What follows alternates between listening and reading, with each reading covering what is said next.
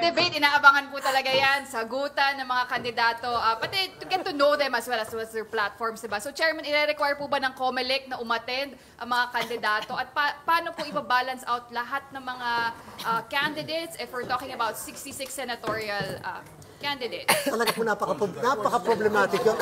Una po muna gusto kong Opo.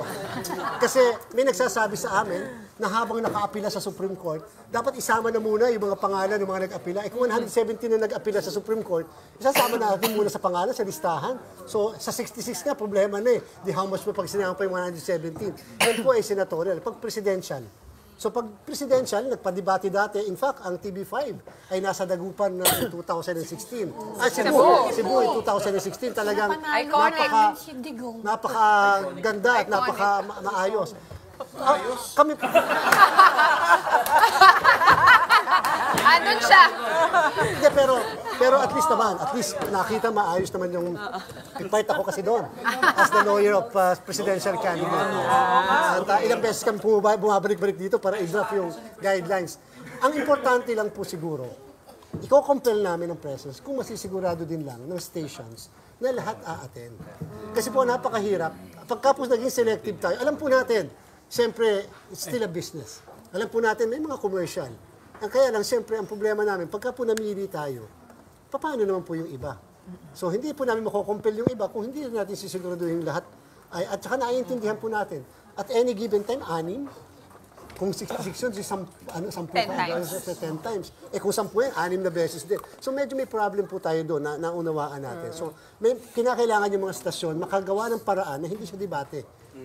Na hindi talaga siya debate, na pwede ma-invite ang mga panauhin na makuha, hindi yung personalidad, kung hindi makuha yung mismong issues ang talakayan. At pagka ganon, walang problema at hindi makikialam ang COMELEC sa estasyon ng radyo, television. Gusto ko yung nasa atin na yung bonus. Maging creative. Issue-based politics, we're all personality-based politics, right? And that's why it's important to understand the personality. But we have to be mature enough to insist that it should always be issue-based. Yeah, of course. Issue-based. Kasi po, pagka kasi sinanay natin laging palibasa na sa talaga may advantage talaga yung laging nakikita sa TV, radyo, dyan, at saka sa social media.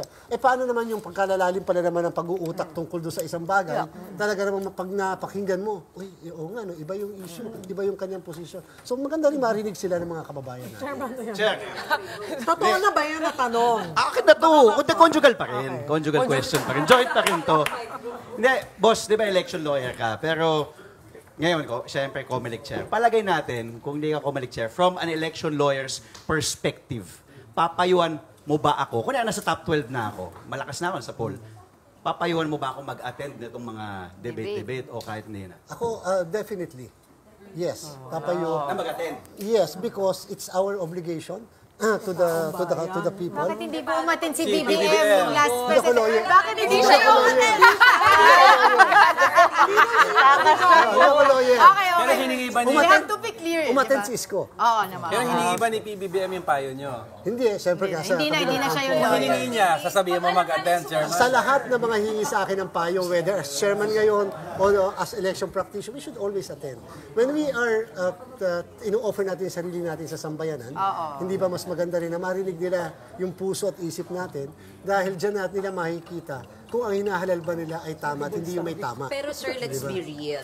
Pag debate, unfiltered yan. May mga tanong na pwedeng nega yung sagot sa'yo, may mga tanong na tatamaan ka, may mga tanong na magmumukha kang walang alam. So bakit mo isasubject yung sarili? Sir, come on, let's be real for candidates. Ba't mo isasubject yung sarili mo doon kung kaya mo namang maglabas ng filtered message na very pampapogi sa'yo? So ba't ka pupuntang dito? Which is what's happening now. Yeah, puro video. Correct. Kaya po dyan papasok talaga yung responsible media networks. Tayo nga, may kasalanan. May kasalanan.